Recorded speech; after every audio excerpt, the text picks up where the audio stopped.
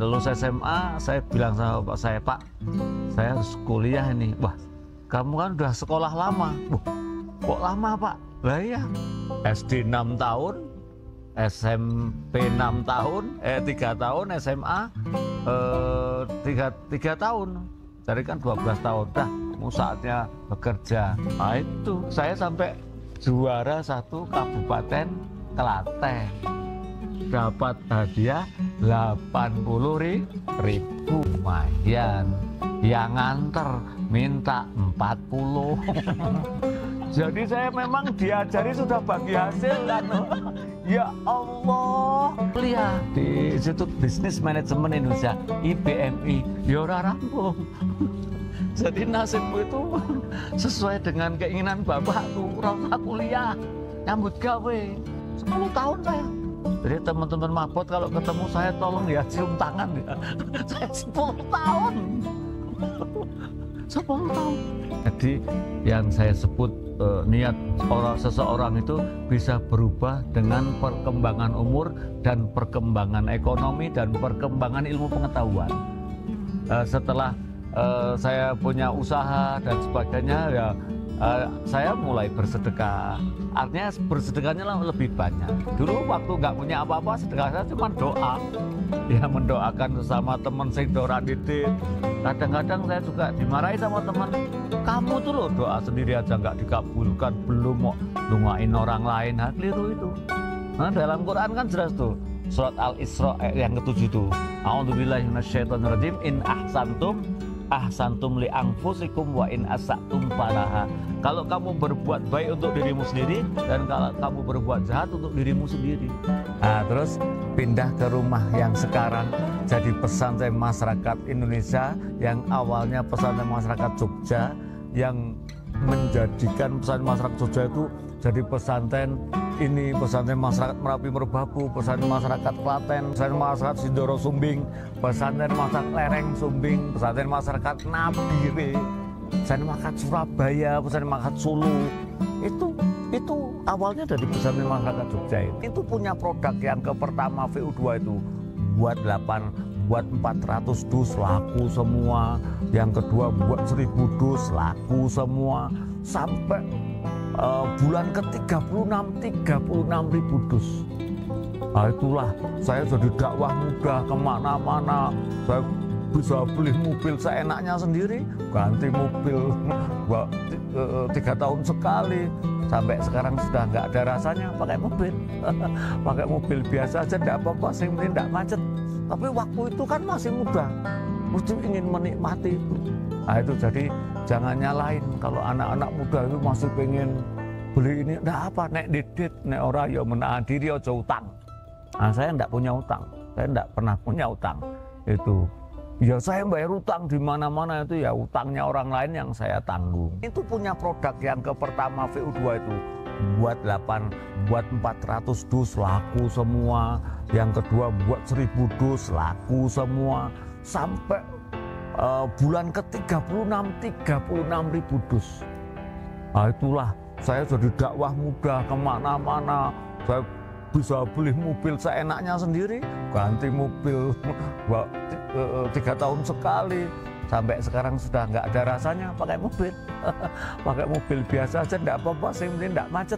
Tapi waktu itu kan masih muda, mesti ingin menikmati itu.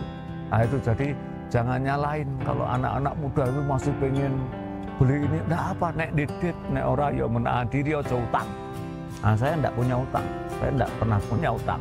Itu ya saya bayar utang di mana-mana, itu ya utangnya orang lain yang saya tanggung. Kalau Jawa itu maju mapan, maksudnya ikhtiar terus akhirnya jadi mapan, maju mapan, kecukupan semuanya itu maju mapan. Itu filosofi Jawa. Kalau mapan dan maju, nah ini menang dulu secara spiritual.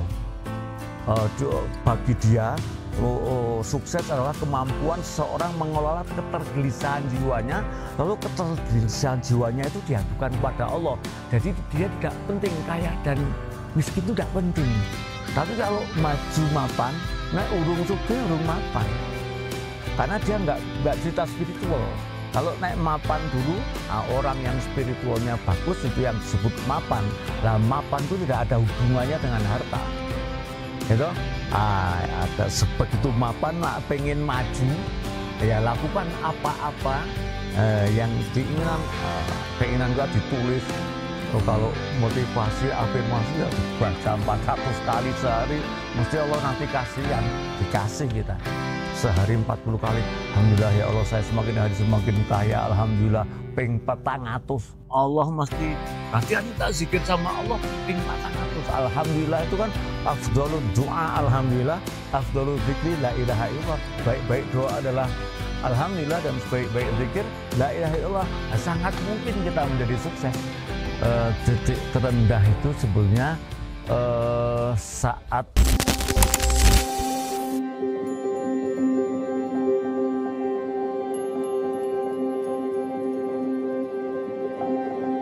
Assalamualaikum warahmatullahi wabarakatuh. Alhamdulillahirrahmanirrahim. Salawat dan salam semoga tercurah kepada uswah hasanah kita Nabiullah Muhammad sallallahu alaihi wasallam.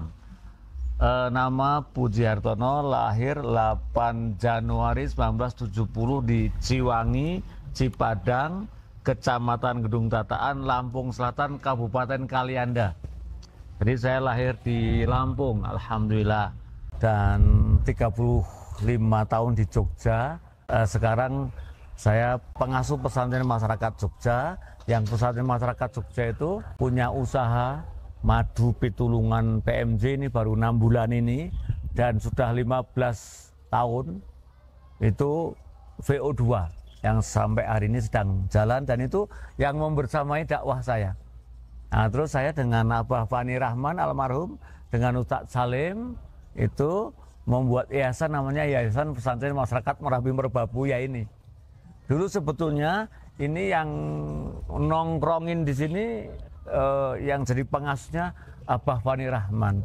Beliau meninggal dunia 2 Agustus 4 tahun yang lalu. Terus saya dengan Abah Salim sekarang nunggui di sini di pesantren masyarakat Merapi Merbabu, setiap hari Ahad pertama dan setiap hari Rabu setiap pekannya. Nah, jadi saya stay di sini seperti ini, Rabu seperti ini, nanti sampai maghrib. SD di Lampung, negeri, SMP Muhammadiyah, terus SMA negeri di Lampung, terus lulus SMA. Dari situlah saya berangkat. Lulus SMA, saya bilang sama bapak saya, Pak, saya harus kuliah ini. Wah, kamu kan udah sekolah lama. Wah, kok lama Pak? Lah iya, SD 6 tahun, SMP 6 tahun, 3 tahun, SMA 3 tahun. Jadi kan 12 tahun. Dah, kamu saatnya bekerja. Lalu saya jadi kernet mobil. Nah itu, jadi kernet mobil itulah penyebab saya harus ke Jawa untuk kuliah. Karena apa? Ternyata mobil yang saya lewati itu melewati sekolahan saya. Nah itulah, saya kan kelas 1 wakil OSIS, kelas 2 ketua OSIS, kelas 3 ketua OSIS lagi, karena setelah demo tidak ada ketua OSISnya. Saya lagi ketua OSISnya. Jadi saya 3 tahun jadi ketua OSIS 2 kali, jadi wakil OSIS sekali. Nggak normal. Tapi itu yang terjadi. Terus ya biasa, mobil lewat situ, anak kelas 1 yang sekarang kelas 2 kan kenal. Anak kelas 2 yang kesana kelas 3 kan kenal. Saya akalin itu, supir yang punya mobil namanya Mas Tri. Saya ikut Mas Tri itu. Saya pakai topi, saya ya kelihatan toh. Tapi kalau pas saatnya ngambil bayaran tuh, saya bilang hari sana. Ada salah satu di antara mereka yang kenal suara saya. Saya kenal juga dia karena dia udah kelas 3. Wah, payahnya itu anak itu termasuk yang saya seneng, dia nggak seneng sama saya. Ya, saya seperti nggak kenal. Mas Puji ya? Iya. Aku kuliah di mana? Wah, kuliah piye? Saat itu kan saya kernet mobil kok dia tanya kuliah di mana. Wah, saya ya Soro Jawa saya bisa kuliah ndasmu kuwi. Jelas-jelas aku itu kernet mobil ditanya kuliah di mana. Sampailah sekolahan, ambilin uangnya Rp50 dulu, ya tahun 91 itu 90 masalah. Ambil, dia turun dari mobil masih tanya, Mas jawab dong kuliah di mana itu, entah itu mengenyek atau ngece atau apa saya kurang tahu. Tapi saya terus ngawur, saya bilang Jogja, saya bilang itu. Maka saya terus gundah gulana, ya aku bohong, saya berbohong itu. Kalau lewat situ saya udah mikir, ya Allah ini saya bilang, Pak saya harus kuliah di Jogja, karena saya udah kadung ngomong dengan siapa, dengan teman-teman SMA. Waktu di mobil tadi, wih ngawur kok, siapa sing arep membiayai, siapa yang membiayai? Ya sudah, saya biaya sendiri tidak apa. Pokoknya saya berangkat, Pak. Nah, saya berangkat. Yang melepas saya berangkat itu 3. Bapak saya Sutomo almarhum, tetangga saya, Pak D saya. Pak D saya itu Pak Soeharto, Pak D kakaknya bapak saya. Yang satunya aduh kok lali aku seneng, lupa. Nah itu saya betul-betul nggak tahu mengapa, dan saya dibersamai sedulur saya Muhammad Nurdin MS, Muhammad Aminuddin Pujiartono. Nah itu, maka ya Allah, saya dijualin kerbau 2 laku 500.000, saya sangu 500.000 sampai Jakarta bersama Kang Nurdin dan Kang Amin, keluarga saya itu. Ya kayaknya 7 hari sana habis uang kita itu. Terus kami ke Jombang. Saya dititipkan di pondok pesantren, tapi karena nggak punya uang ya akhirnya ke pesantren yang lain lagi. Ternyata harus bayar lagi. Ketemulah pesantren yang tidak bayar, namanya Pesantren Taklimul Quran Sudimoro Babatan Trucuk, Klaten, Jawa Tengah. Di situ saya belajar qiraah. Bismillahirrahmanirrahim. Itu saya sampai juara 1 Kabupaten Klaten. Dapat hadiah 80.000, lumayan. Yang nganter minta 40. Jadi saya memang diajari sudah bagi hasil kan. Ya Allah, ini aku membutuhkan uang. Malah dia bilang gini, kalau nggak tak antar apa kamu bisa ikut qiraah? Astagfirullahaladzim, Kang. Uang sesama orang miskin kok ya saling menindas. Jadi ini perjalanan saya yang betul-betul diperjalankan oleh Allah. Artinya seperti itu saya berjalan sedemikian rupa. Itu jadi ya Allah, akhirnya saya ingat harus kuliah. Nah itu pun keluar dari pesantren Taklimul Quran itu dengan santainya saya keluar itu, naik mobil, berhenti di pugeran, masjid pugeran. Saya sholat asar seperti ini, habis sholat asar salaman sama yang namanya Pak Kiai Nursiba. Subhanallah, beliau sudah almarhum. Itu orang yang berjasa. Saya bisa duduk di Masjidil Rahmat karena diantar beliau. Itu di sana saya 91 sampai 2001, karena menikah saya pindah itu. Kuliah di Institut Bisnis Manajemen Indonesia, IBMI, ya ora rampung. Jadi nasibku itu sesuai dengan keinginan bapakku, ora usah kuliah, nyambut gawe. Itu saya S1-nya kan BBA, Bachelor Business Administration. Bachelor Business Administration. Iya, karena kuliah mesti bayar. Terus kalau ke pondok kan udah dapet ya nggak bayar. Minimal kan saya bisa baca Quran, bisa azan, bisa qiraah. Yang itu bagi saya adalah mencari ridha Allahnya saya dengan membaca Quran, pinter adzan, pinter qiraah, dan itu nanti menjadikan saya bisa diterima di satu masjid, yang masjid itu nanti ada tempat buat tidur buat saya. Di situ saya mulai akan kuliah. Jadi mohon maaf, dulu saya qiraahnya itu kurang ikhlas karena saya ngajar qiraah, ngasih lagu apa namanya, yang pertama itu lagu Bayati Koror, Bayati Nawa, Kut itu kan, itu lagu-lagu. Nah, itu saya bisa. Tapi niat saya nanti saya ngaji di masjid-masjid, saya dikasih uang untuk hidup.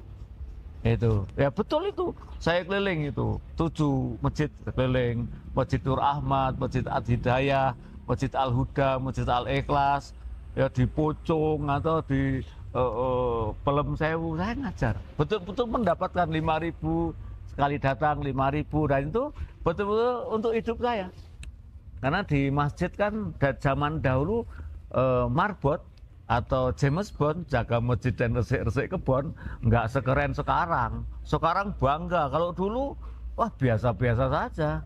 Sekarang malah marbot kemana-mana bersihin masjid toh, pakai alat. Loh, saya dulu pakai 10 tahun saya.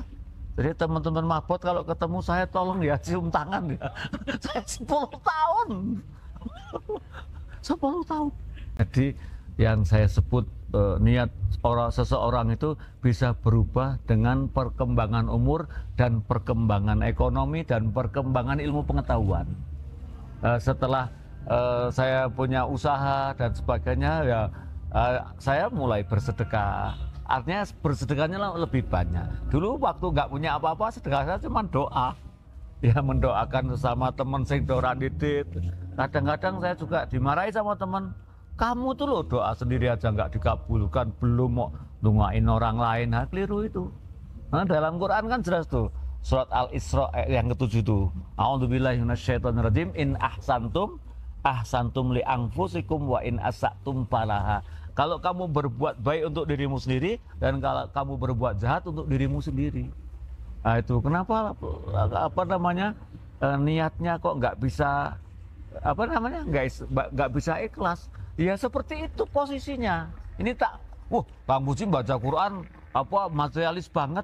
Lah memang itu yang saya butuhkan. Saya masih muda, belum punya istri, belum punya pekerjaan, bisanya qiraah, bisanya adzan, bisanya ngepel masjid. Ya itu, tolong nanti jadilah orang yang bijaksana. Dengan apa? Dengan perkembangan umurnya, perkembangan ekonominya, dan perkembangan spiritualnya, ilmunya. Jadi nggak mudah menyalahkan. Takmir masjid hari ini ya insya Allah sudah memakmurkan penunggu-penunggu masjid. Kalau dulu betul-betul surat Al-Ikhlas, betul-betul surat Al-Ikhlas. Jadi ikhlas ndak ikhlas. Tapi kita kan butuh tempat itu. Kuliah itu jalan kaki saya dari masjid. Itu kan ada Primagama, Bukisan, pom bensin Bukisan. Jalan saya dari Masjid Nur Ahmad, SMA Tirtonimolo saya jalan. Ya lu kok jalan? Bukannya saya banyak kolesterolnya asam urat, bukan, memang nggak punya sepeda. Itu lu jalan dengan PD-nya. Di situ lama-lama bukan sampai order, pikir lama-lama disuruh qiraah. Terus ngisi pengajian anak-anak, dongeng, ikut silaturahim pecinta anak-anak SPA, dibimbing sama Pak Zainal Fanani. Terus lama-lama gak usah kuliah aja lah, dah ini aja, nanti terserah Allah mau menjadikan saya siapa. Tapi sejak dulu saya tuh udah nulis, alhamdulillah ya Allah saya sehat untuk ibadah. Alhamdulillah ya Allah, saya cerdas, ingat mati setiap hari. Alhamdulillah ya Allah, saya jujur sampai husnul khotimah. Alhamdulillah ya Allah, saya sukses di dunia. Saya kuliah di Institut Bisnis Manajemen Indonesia, IBMI. Itu miliknya Primagama di Jalan Bukisan Selatan. Jadi Jalan Bukisan saja. Di situ ada pom bensin, terus wetannya itu, timurnya. Nah, itu saya ngambil jurusan itu. Bachelor Business Administrasi, maksudnya itu nanti saya pengen berdagang. Nah bapak saya dulu dagang sapi dan kerbau. Kata orang dulu belantik, sekarang bisnismen, biar belantik sebenarnya. Nah, itu darah dagang dari bapak. Akhirnya ya jalan itu, kuliah nggak tak terusin. Saya juga pernah kuliah di broadcasting, pengen jadi penyiar TV, gitu. Pengen jadi penyiar TV saya, tapi kok kayaknya kayak gitu nggak mantep. Akhirnya saya nguatin yang ada. Jadi ini pentingnya fokus di satu bidang. Jadi saya sudah qiraah, ngajar ngaji, itu tetap di masjid, itu ngajar ngaji, dan itu belum berpikir bisnis, tapi nanti suatu saat nanti saya mulai itu jualan tahun 97 itu saya sudah mulai jualan pakaian. Bulan puasa kan laris, pengen dagang itu, pengen dagang. Dan itu kan dagang, belajar dagang saat belum punya istri itu ya biasa-biasa saja. Artinya nggak sampai puncaknya itu loh, nggak sampai sukses itu menurut saya. Paling hanya bisa ya kita syukuri, terus bisa beli motor Krypton dari jualan gula, dapat saya dari ambil murah karena guru ngaji toh. Ada seseorang yang kenal, tolong golek kising murah kang ngarep tak dol. Itu saya nyetori rumah makan yang saya makan di situ. Jadi makan saya atur 7 hari itu sana untuk menjaga kolega. Istilah saya mengikat pembeli. Bukan nguci ya, so aku loh saya nyetori bukan beras, gula. Itu termasuk marketing, anti marketing, ora dodolan tapi payu. Nah, itu darah dagangnya di situ. Terus saja sampai 2001 menikah. 2001 menikah itu, sebelumnya tahun 2000 saya melamar seseorang yang tak tunggu 7 tahun. Setelah saya lamar ternyata nggak mau dong. Mungkin dia nggak bisa melihat masa depan saya. Yang di sini sudah orang Jogja. Aku ya cinta mati, tapi syar'i orang ngopo-ngopo kan wis hijrah. Nah, alhamdulillah ya dia doakan saya, Ustadz, saya doakan dapat istri yang lebih baik dari saya. Tapi dia juga balik doa, insya Allah mendapat suami yang lebih baik dari Ustadz. Iki bocah pinter yang astagfirullahaladzim, memang bukan jodoh. Dari 2000 sampai 2001 saya betul-betul nggak mencari istri. Wah, saya ditawani temen, Kang, ini dosen STI kerjasama kan dulu keren itu. Enggak, saya sampai ngomong agak ngawur. Nanti berkhianat lagi ya, aku nunggu 7 tahun aja nggak jadi, apalagi kenal baru kemarin. Wah, sampai itu. Tapi saya fokus ngajar ngaji, dongeng di masjid, pokoknya terus itu aja. Akhirnya itu saya dijodohkan sama Ustadz Dwi Budi, insinyur ya, Insinyur Dwi Budi. Alhamdulillah ya.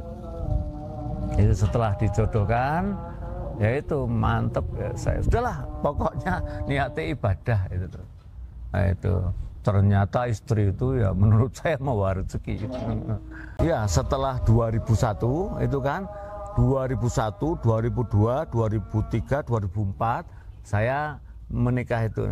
Saya guru TKIT Mu'ad bin Jabal, guru, sehingga saya biasa sudah mulai lebih tenang lah, punya istri itu lebih tenang. Saya ikut ibu saya 4 bulan. Nah, terus pindah ke rumah yang sekarang jadi pesantren masyarakat Indonesia, yang awalnya pesantren masyarakat Jogja, yang menjadikan pesantren masyarakat Jogja itu jadi pesantren ini, pesantren masyarakat Merapi Merbabu, pesantren masyarakat Klaten, pesantren masyarakat Sindoro Sumbing, pesantren masyarakat Lereng Sumbing, pesantren masyarakat Nabire, pesantren masyarakat Surabaya, pesantren masyarakat Solo. Itu awalnya dari pesantren masyarakat Jogja itu. Di pesantren-pesantren yang saya singgahi, Saya dititipkan di situ, ternyata membayar keluar. Jadi saya punya hutang 3 bulan, 3 bulan di situ kan 3 bulan. Pindah lagi sebulan di situ, bayar juga betul lagi itu ya. Saya tidak menyalahkan pesantren ya, karena pesantren besar yang saya singgah itu ribuan santrinya, dan sudah tidak sempat dia mengajar masyarakat di sekitarnya, karena ngajari anaknya orang banyak yang masuk pesantren sebagai amanah itu udah berat. Jadi jangan nyalahin pesantren ya. Makanya saya, ini bukan solusi, ini apa yang bisa saya buat. Ini saya tak buat pesantren masyarakat Jogja 2001, 2002, 2003 itu kalau nggak salah saya ketemu dengan Dr. Marwah Daud Ibrahim. Nah, itu sama-sama ngisi pelatihan Pusat Inkubasi Bisnis Usaha Kecil Pinbuk, ngelatih Badan Eksekutif Mahasiswa BEM Jawa Bali di Jogja selama 10 hari. Nah, sering diskusi 10 hari itu. Di antaranya saya menceritakan tentang pesantren masyarakat itu. Lalu beliau mengeluarkan bukunya MHMMD, Memahami Hidup dan Merencanakan Masa Depan. Nah, saya baca bukunya sebentar, terus beliau ambil kertas putih, di mapping. Ini Puji, pesantren masyarakat Jogja, kamu tarik nanti, jret, pesantren masyarakat Gunung Kidul. Terjadi sekarang, pesantren masyarakat Tanjung Sari, pesantren masyarakat Semin, pesantren masyarakat Sumatera, tarik ke Sumatera, jret, pesantren masyarakat Sumatera Utara, pengasuhnya namanya Sahril. Pesantren masyarakat Keban Agung antara Lampung dan Jambi, Vindra pengasuhnya, pesantren masyarakat Nabire Harwan Latif, pesantren masyarakat Solo Haris itu.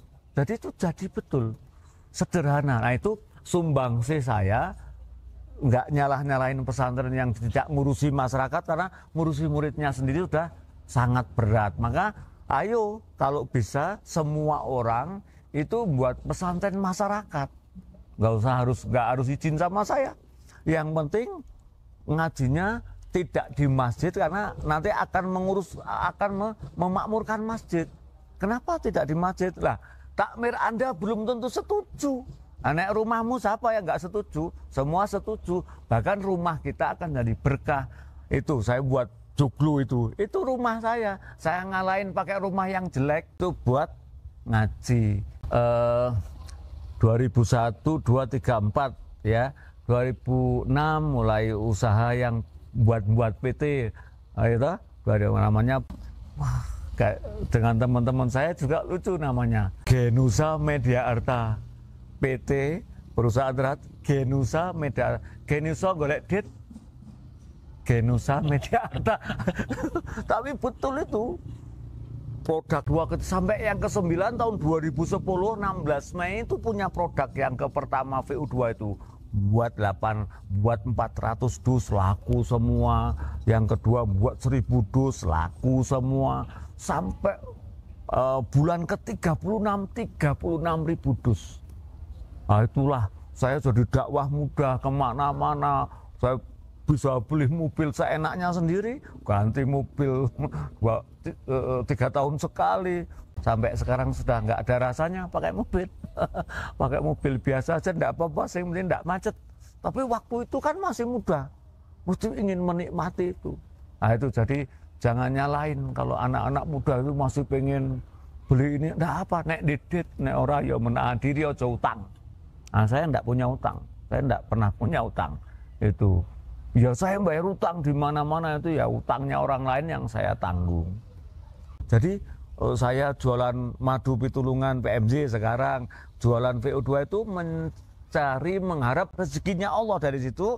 Lalu saya tidak berhenti ngajar ngaji kemana-mana itu, dan alhamdulillah kata orang-orang saya tidak berubah. Dari pas melarat sampai sekarang oleh Allah dimudahkan urusan rezeki, nggak berubah saya, tetap makan di angkringan tapi tak bayari kabeh. Lumayan. Saya di angkringan itu dapat apa coba? Makasih bos. Lumayan jadi bos. makasih Den. Lumayan dapat Raden. Jadi mengharap rezeki Allah. Lalu saya ngajar ngaji ke sana kemari dari oko mana-mana itu ya, yang itu adalah mencari ridho Allah. Hidup itu sederhana itu. Sederhana. Ya, menurut saya yang mendukung saya secara spiritual ya saya nggak lari dari masjid. Saya nggak lari dari azan. Walaupun saya sekarang sudah 55 tahun nggak ada yang adzan ya saya adzan.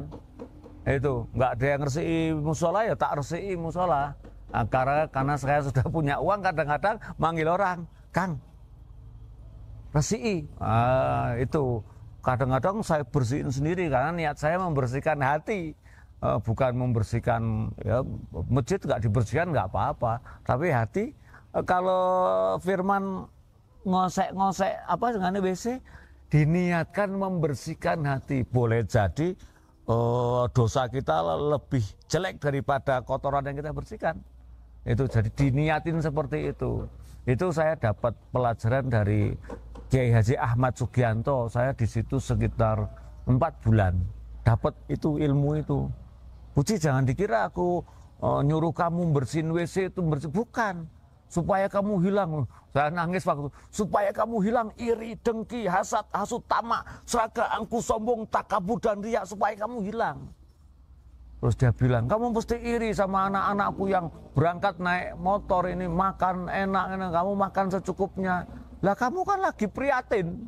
Ya sudah diem aja sama Pak Kiai. Tapi betul itu, betul. Jadi apa-apa yang beliau sampaikan itu betul.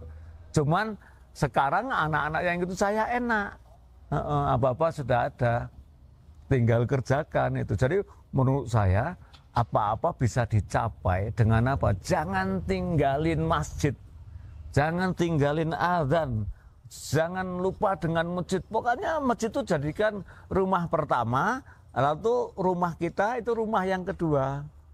Kalau nggak salah ya ini ya, Kang Farid Harza itu pernah bilang, saya nggak punya rumah di dunia, tapi saya dengan serius menyiapkan rumah yang pasti saya tinggali selamanya, yaitu rumah di surga. Masya Allah. Padahal beliau kan penyanyi itu loh, sampai segitu dalamnya itu menyiapkan rumah. Saya nggak begitu serius menyiapkan rumah di dunia, karena rumah itu pasti dihancurkan. Kalau nggak hancur habis, kalau nggak habis ya diterima anak kita sebagai waris. Tapi saya menyiapkan rumah di surga yang akan saya tempati selama-lamanya.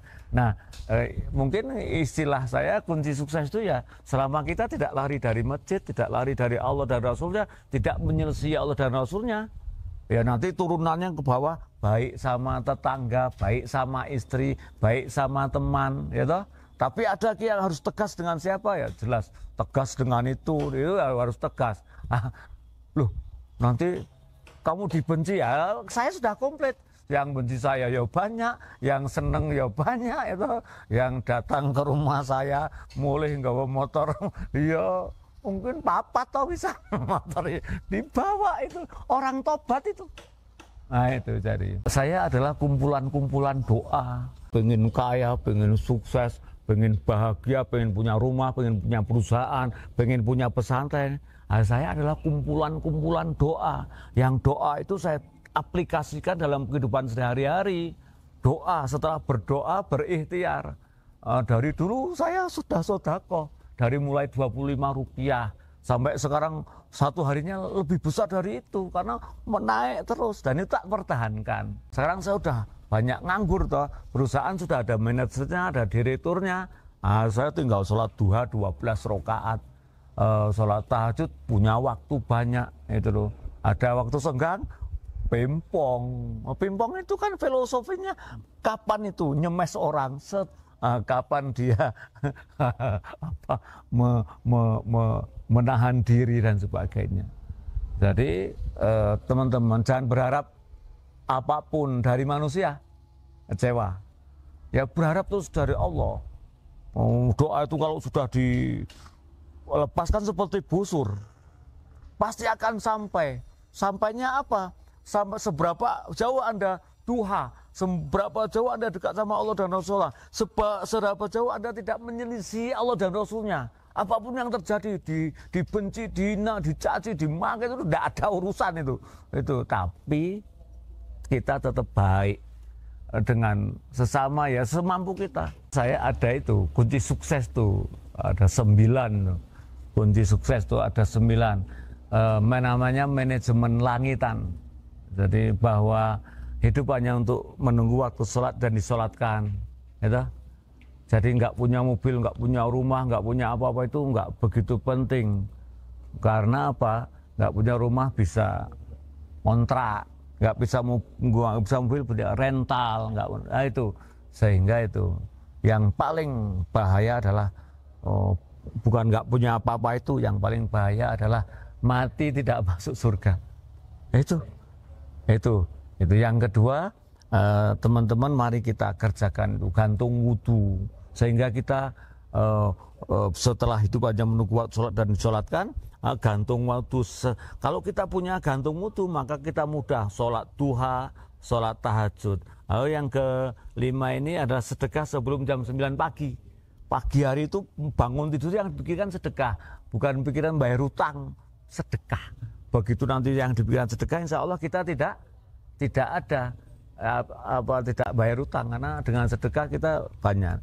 Lalu yang keenam adalah maafkan semua orang yang pernah menyakiti kita, yang mengecewakan kita. Jadi hati kita nyaman, enteng rasanya. Yang ketujuh adalah pikirkan dan bantu orang lain. Itu pikirkan dan bantu orang lain. Yang kedelapan adalah kekuatan doa. Kekuatan doa. Jadi ini tak taruh di belakang ini penentu banget. Baik dengan keluarga.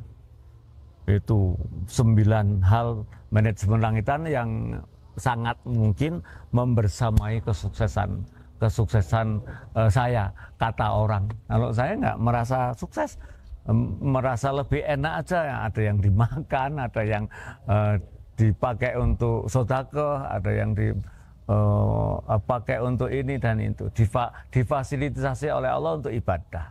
Kalau Jawa itu maju mapan, maksudnya ikhtiar terus, akhirnya jadi mapan, maju mapan, kecukupan semuanya itu maju mapan. Itu filosofi Jawa. Kalau mapan dan maju, ini menang dulu secara spiritual.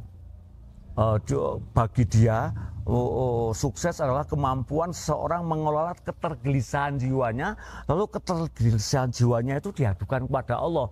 Jadi dia tidak penting kaya dan miskin, itu tidak penting.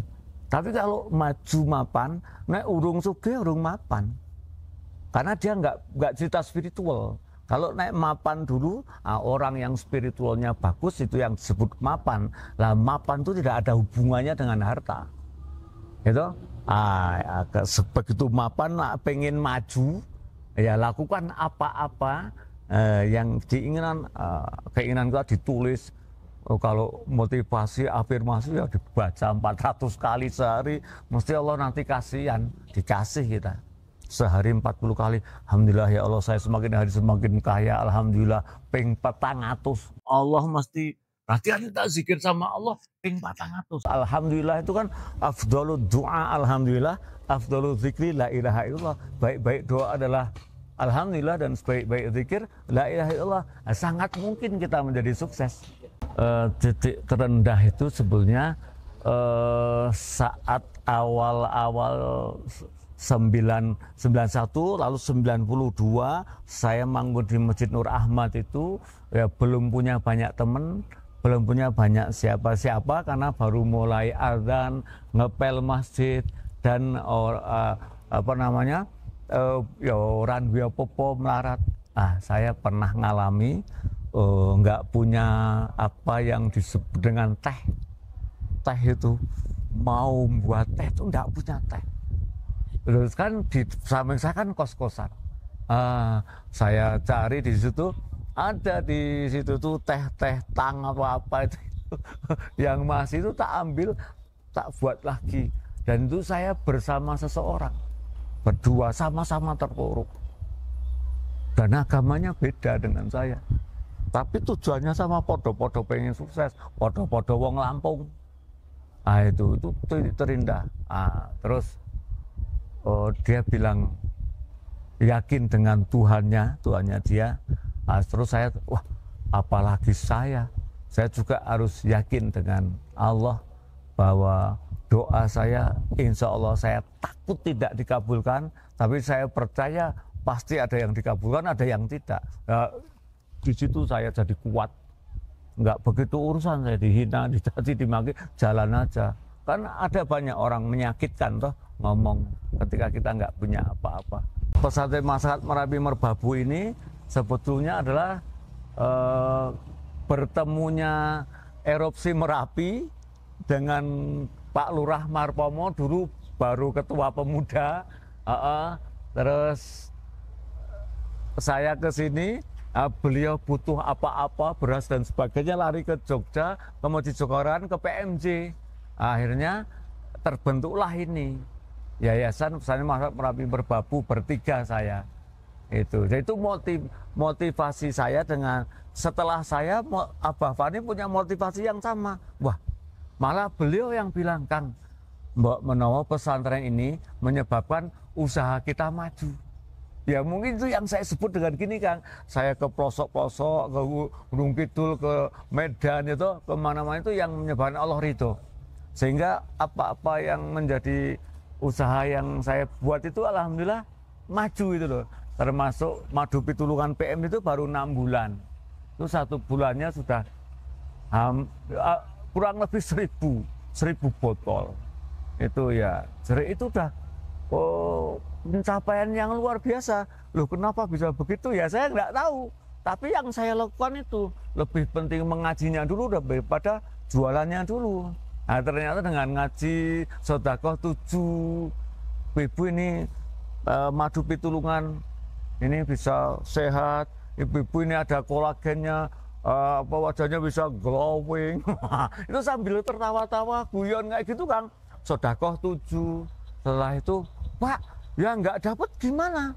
Ya tuku, ya beli. Akhirnya kita bawa 25, bawa 100, habis, Kang. Di majelis saya nggak jualan loh, ini cuman sedekah. Ternyata ada yang nggak dapat sedekah, pengen beli, ya salahnya dia, bukan salah saya. Tapi saya siapkan produknya. Itu. Ya itu artinya gini, Kang. Muter-muter di pesantren masyarakat Indonesia mencari ridha Allah. Adapun dibersamai dengan membawa madu itu mbok menowo itu. Karena ada di sebuah majelis saya sedekah 7, payu 1. Saya pulang nggak bawa uang. Nah, itu, Kang. Ketika punya keinginan, tulis berulang-ulang. Ya misal 11 keinginan, tulis. Makanya saya bilang, Kang Khalid umurmu berapa? Kang Firman umurmu berapa? Oh, masih punya waktu sekian tahun, masih punya waktu sekian. Itu artinya supaya kita tertata hidup ini, jelas cita-citanya. Itu loh. Nah, pesan saya terakhir adalah hiduplah sederhana walaupun serba ada. Insya Allah kita akan berkecukupan. Jadi itu pesannya Ali bin Abi Thalib. Demikian apa yang dapat saya sampaikan untuk sahabat sekalian yang menyaksikan channel ini. Kalau mau ada yang didiskusikan, ada yang harus kerjasama apapun, dagang dan sebagainya, bisa datang ke pesantren masyarakat Jogja, RT Kersan RT 05 Tirtonimolo Kasihan Bantul. Saya Puji Hartono, pengasuh pesantren masyarakat Jogja, pembina pesantren masyarakat Merapi Merbabu, founder Sedekah Merem Community. Assalamualaikum warahmatullahi wabarakatuh.